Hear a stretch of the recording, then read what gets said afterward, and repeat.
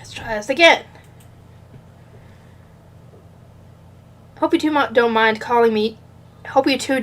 me calling you over like this. There's just something I figured we'd better talk about sooner rather than later. What's that? Let's eat first. Talking can come after.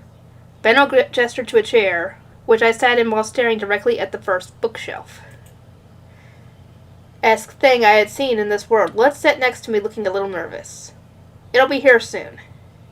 Benno rang the bell on his desk 3 times. A door on the inside of the room opened, and a woman carrying a platter of food walked inside.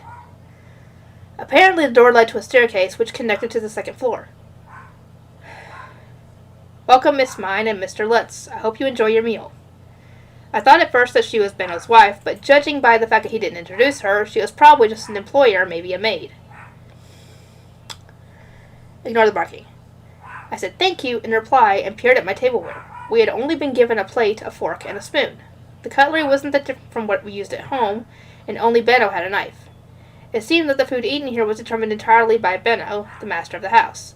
Salad and meat was piled onto our plates with a bowl of soup placed nearby. Go ahead and eat.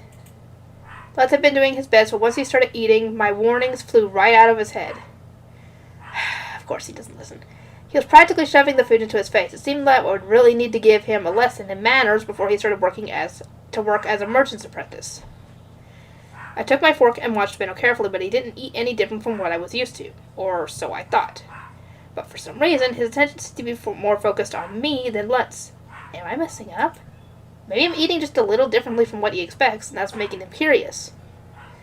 I thought while working my way through my plate. I was trying my best to avoid being indecent, but it was very possible I was still acting weird. Dumb dog, shut up. In any case, the main thing on manners I learned from this meal was that you should indicate that you are full by leaving a little food on your plate. I did my best to clean my plate, figuring it would be rude to do otherwise, and nearly choked when they immediately gave me seconds.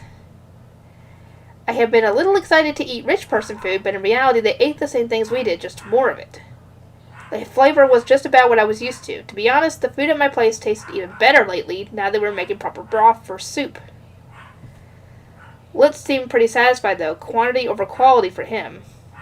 Looks like you two are done, so let's talk. Our talk began with us drinking herb tea, and Benno drinking a thick colored drink that looked but did not smell like coffee. First, tell me, why did you ask Otto for help? Benno's angry tone and expression made his frustration clear.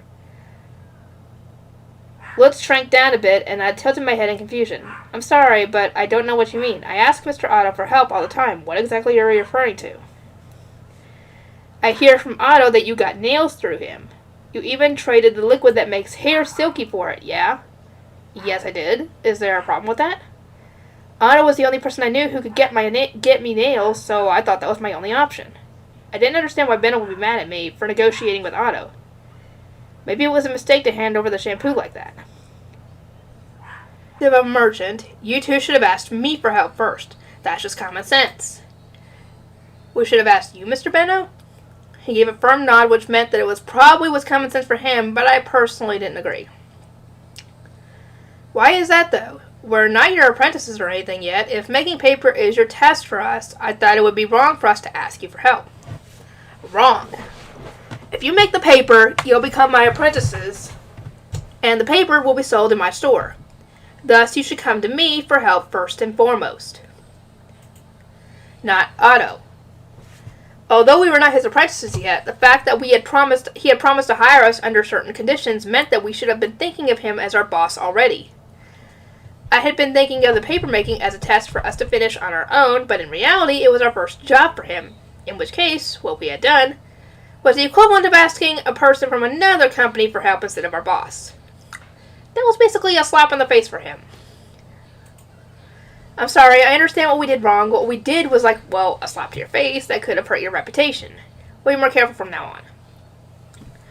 Benno nodded several times to my apology and straightened up. Alright, now let's talk business.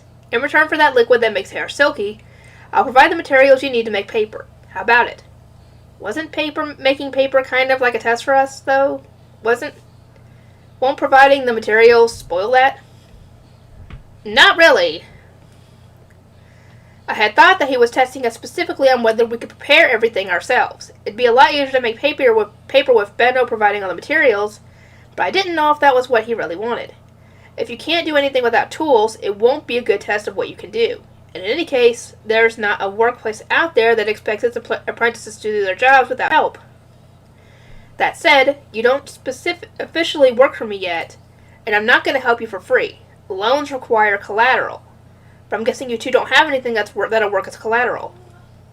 Naturally, children living in poverty, like Litz and I, had nothing that would work as collateral.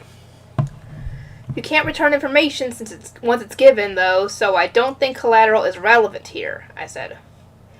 That's why I'm not loaning you money. I'm spending it. I'll buy the information on how to make the liquid. In return, I'll prepare everything you need to make paper. Not a bad deal, right? I do think it's a fair deal. Requesting the construction of certain tools and ordering certain materials ran the risk of revealing the paper-making process to him. But Let's and I couldn't even scrounge up a pot on our own. We needed any help we could get. What do you think, Let's? I said to my friend who had been sitting silently next to me. We were making the paper together, so I figured this deal was something we should decide on together. But Let's lowered his eyes a bit and shook his head. Thinking's your job, isn't it? Whatever you want to do is fine by me, mine. Les was on board too. My job was now to negotiate the best possible terms for us. If Benno could provide the raw materials for us in addition to the tools, then we could focus entirely on making paper. Does everything you need just mean tools, or does it include raw materials as well? It does. You're going to be testing out different types of wood, yeah? I've already heard that Les was asking around lumber yards about types of wood. Wow, the information network of a merchant sure was scary. It didn't take any time at all for news of a kid wandering around gathering information to reach his ears. How long will the assistant last? Until your baptism. I can't take you on as apprentices until then. For now, our dealings will take the shape of me buying the things you ask of me. You will earn what's left after handling and material fees are subtracted. Once you two have been baptized, I'll sell paper here, and 10% of that net profit from it will be added to your wages. That wouldn't be a problem. We would bring the paper we make here and sell it. The handling fee wouldn't be a problem since we would still be profiting. However, I felt a little uneasy about what would follow our baptism. I appreciated that the net profits would be added to our wages, but what if he fired us? If he stopped paying us wages, then there was a chance that he would stop sharing the profit as well. I felt that there was a tall, thick wall standing between Benno and I, reflecting the difference in our life experience. One rich, one poor. Liz and I had no guarantee that Benno wouldn't cut us off once he was making enormous profit from the paper. I would rather have the right to make paper than increased wages. Please make it so that only Lutz has the right to sell the paper. What are you getting at? I don't want to be kicked to the street the moment you have paper for yourself. To me, insurance that you won't cut us off is more important than potential profits. Benno stroked his chin and thought, eyes gleaming sharply. Well, I can see where you're coming from. Looking out for yourself is important. Your childish reasoning, however, is full of holes. I'm trying to learn. Given how little I knew about how this world worked, no matter how hard I racked my brain, my childlike ignorance would hold me back. So, you just want the rights to sell paper. You won't push for ownership of the hair liquid? That's right. I won't ask for any control over the simple all-in-one shampoo. You can sell it as you wish. I wasn't concerned with the rights of a simple product to sell. Paper, on the other hand, was something I wanted to spread across the world, and I wanted to ensure that Lutz would have a job as a merchant apprentice no matter how hard his parents fought back. Fair enough. I'll give you full ownership rights for the paper, but the paper will be sold in my store. I won't give you the right to determine what price it's sold for. I also won't increase your wages. Deal? That's okay with me. This is just insurance after all. If I could ensure that we have a place to work for money, I was happy. There would be plenty of time to focus on profit later. It wasn't hard to think of tons of things we could sell for money if given the resources to make them. The hair stick Benno was so interested in, my recipes, other products relating to beauty, and so on. There was no need to get too worked up over the shampoo in particular. Then we're done here. I have business in a noble's villa this afternoon. I'll be back in the evening. While I'm gone, write down the supply orders for what you need. Write everything you need to make paper. I was happy that things were proceeding so quickly, but I hadn't learned how to write supply orders yet. I don't know how to write those. I'll leave someone here to teach you. If you finish before the afternoon, I'll reward you with some nice information. Nice information? There's a certain form of contract that you use when you really want to protect your own interests that is generally only used for nobles and for situations that involve immense profit. I will bet neither of you have ever seen it before. They're not used at the markets. I'll be guaranteeing your right to the paper in a way no oral agreement could ever manage. You're welcome. It was true that I had wanted a signed contract over an oral agreement, but I hadn't expected Benno to suggest it himself. Wouldn't it be more convenient for you if this were just an oral agreement, Mr. Benno? Benno shook his head and grinned. This contract's also going to guarantee my ownership of the simple all-in-one shampoo. I don't want you two butting in once the profits start rolling in. You get full ownership of one thing, but you absolutely and completely lose ownership of another thing. Thank you very much. We had only met twice, and it was clear that neither of us fully trusted the other yet. A signed contract would be for both our benefits. As his employees began returning from lunch, Benno instructed one of them to be our instructor. It was a man dressed so much like a butler that I got the urge to call him Sebastian. Mark, this is mine and Lutz. Teach them how to write supply orders for me. Keep an eye on them until I'm back. As you wish, sir. Benno prepared to leave, giving out orders to various other employees as well. He spun around right before exiting the door and spoke to Mark. Oh, right. Mark, get the contract magic ready before I return. Did he just say contract magic? That's what it sounded like. What? Wait, has this been a fantasy world all along? Yes! I think the trauma fruit and the tree that flies away once it becomes warm enough should have been an indicator enough that this is a fantasy world. Hello, girl, did you not think of that? Because that's not normal.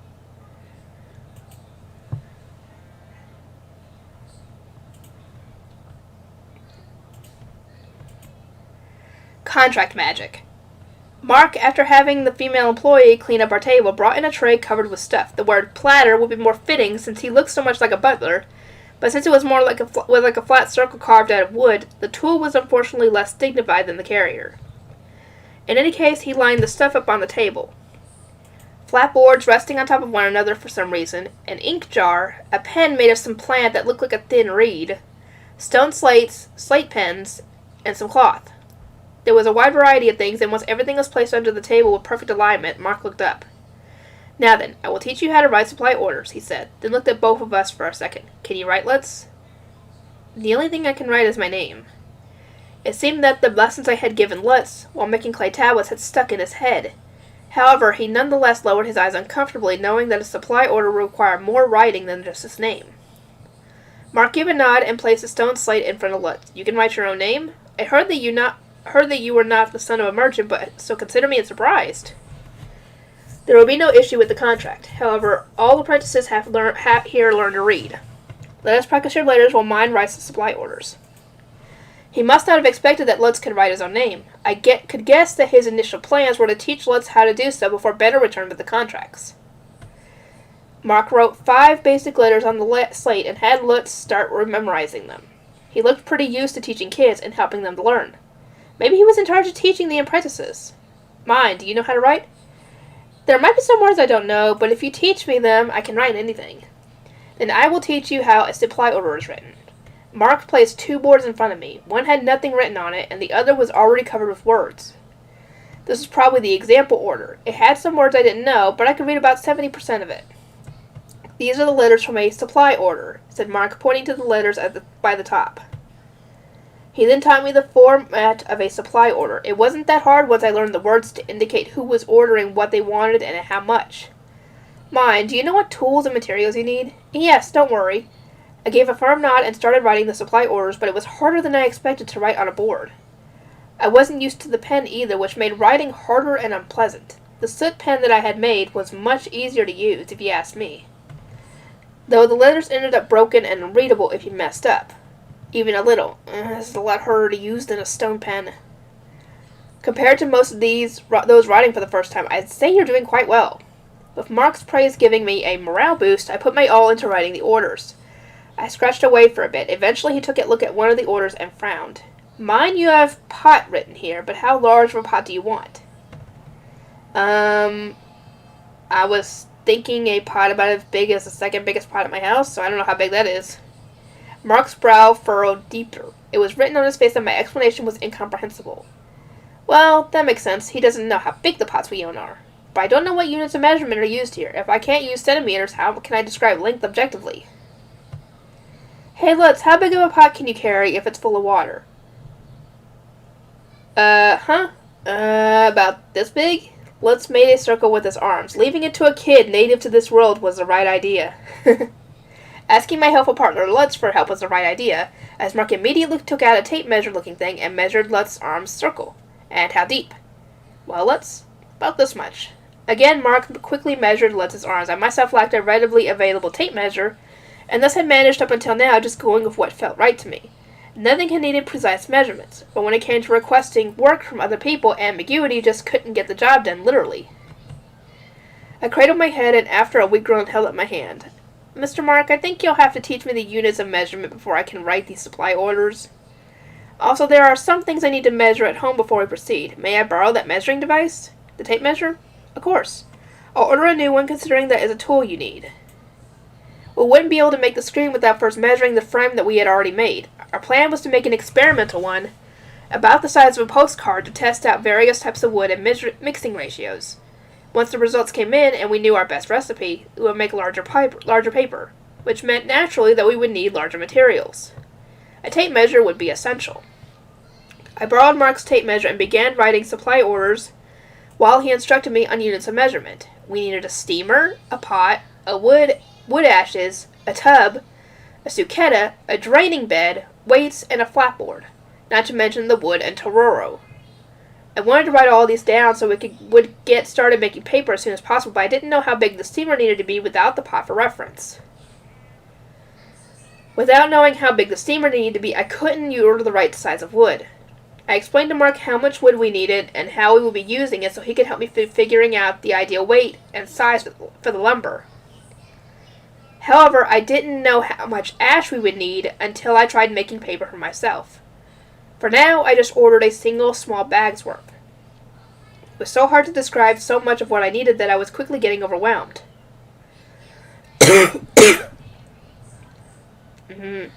So, about the screen, I would like to take the frame we've already built and see what the craftsman himself has to say.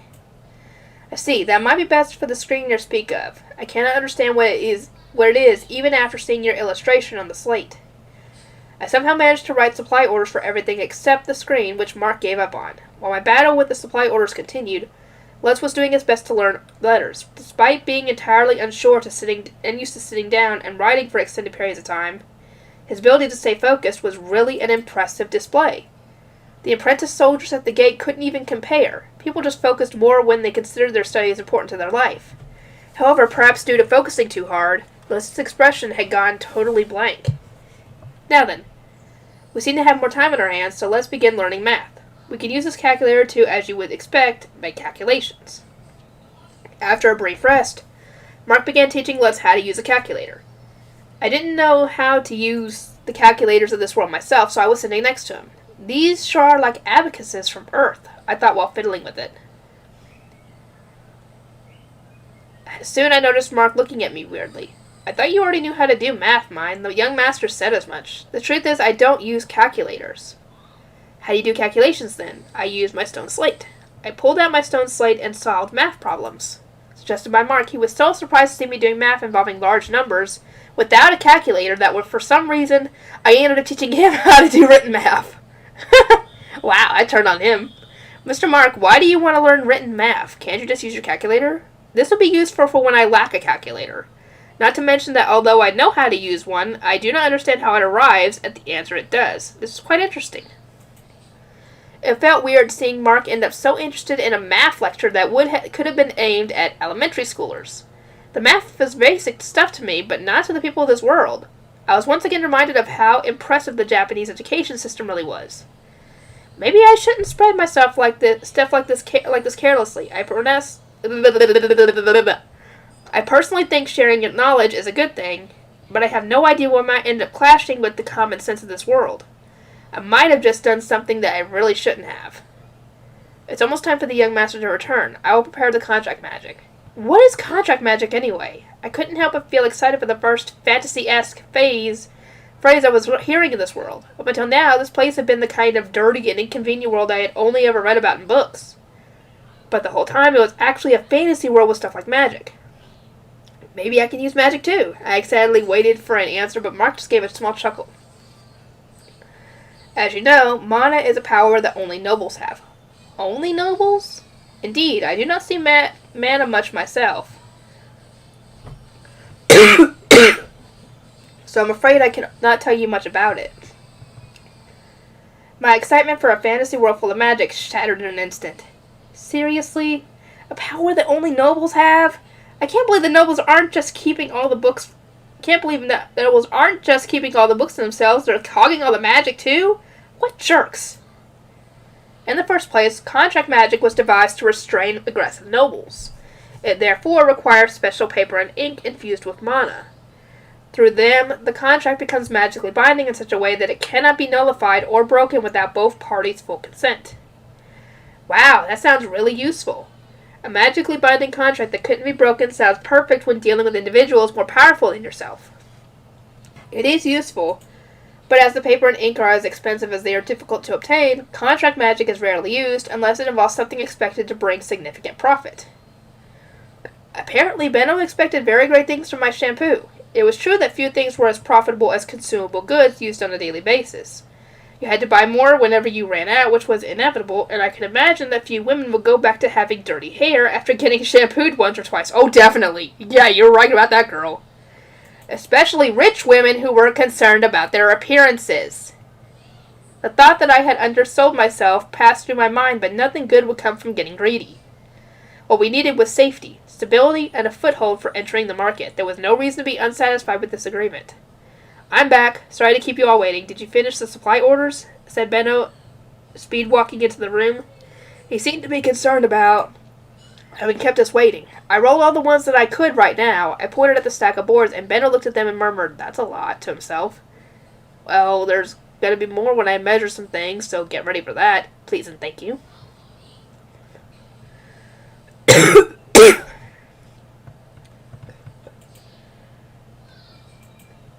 Okay, I'm going to have to end this here, and I'll see y'all next time.